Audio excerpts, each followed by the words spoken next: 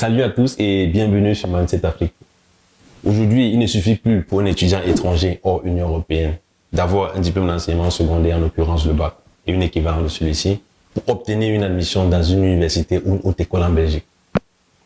Restez avec nous jusqu'à la fin. Nous allons au courant de cette vidéo vous faire part du calvaire que vivent les étudiants étrangers pour obtenir une admission dans une université ou une haute école en Belgique. N'hésitez pas à liker la vidéo, à partager ou à vous abonner si vous n'êtes pas encore abonné à la chaîne.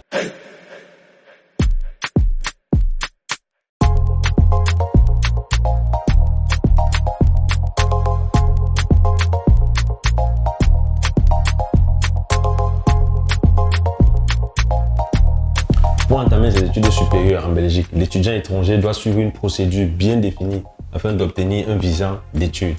Cette procédure commence par l'établissement d'une équivalence de son diplôme obtenu dans son pays d'origine qui lui donne accès aux études supérieures en Belgique.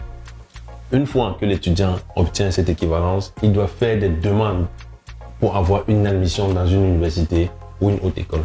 C'est là où le véritable calvaire commence pour les étudiants. Alors qu'il y a quelques années, il suffisait d'avoir son bac et son équivalence pour rentrer dans les conditions d'accès aux études supérieures en Belgique. Aujourd'hui, on assiste à un véritable durcissement des conditions d'inscription pour les étudiants étrangers hors Union européenne.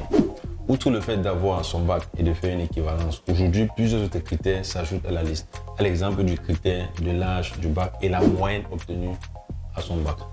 Comme le mentionne le site de l'Université libre de Bruxelles, dans ses conditions d'inscription, l'étudiant étranger hors Union européenne doit avoir obtenu une moyenne de minimum 13 sur 20 au bac et son bac doit dater de plus de 3 ans.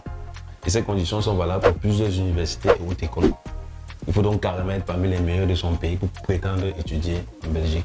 Et en plus de cela, il doit débourser une somme de 200 € pour les frais d'études de dossier, qui sont non remboursables en cas de refus d'admission.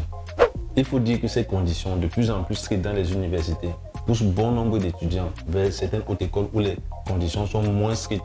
À l'exemple de la haute école Condorcet, qui a transformé aujourd'hui les étudiants en véritables oiseaux de nuit, au point où, une fois les inscriptions ouvertes, à minuit, quelques minutes après, il n'y avait plus de place disponible dans aucune des filières.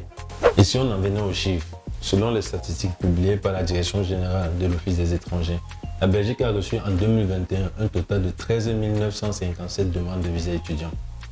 Et dans le top 5 des pays représentés dans cette demande, on retrouve en premier le Cameroun avec un total de 3 382 demandes, suivi par le Maroc avec 1651 demandes, ensuite la Chine 1157 et la Turquie 628, enfin le Congo 586 demandes. Sur le total des demandes de visas enregistrées, la Belgique en a accordé 10 344 visas étudiants en 2021. Et il faut noter que le Cameroun, qui était en tête parmi les pays demandeurs de visas, se retrouve en dernière position dans le pourcentage de visas accordés, avec moins de 50%. Au vu des chiffres et des statistiques, on peut se demander si la Belgique est aujourd'hui le nouvel Eldorado pour les étudiants camerounais, ou encore le durcissement des conditions d'admission dans les universités est-elle une sorte d'immigration choisie par la Belgique. Dites-nous ce que vous en pensez en commentaire et n'hésitez pas à vous abonner, n'hésitez pas à partager la vidéo et rendez-vous à très bientôt sur Mindset Afrique.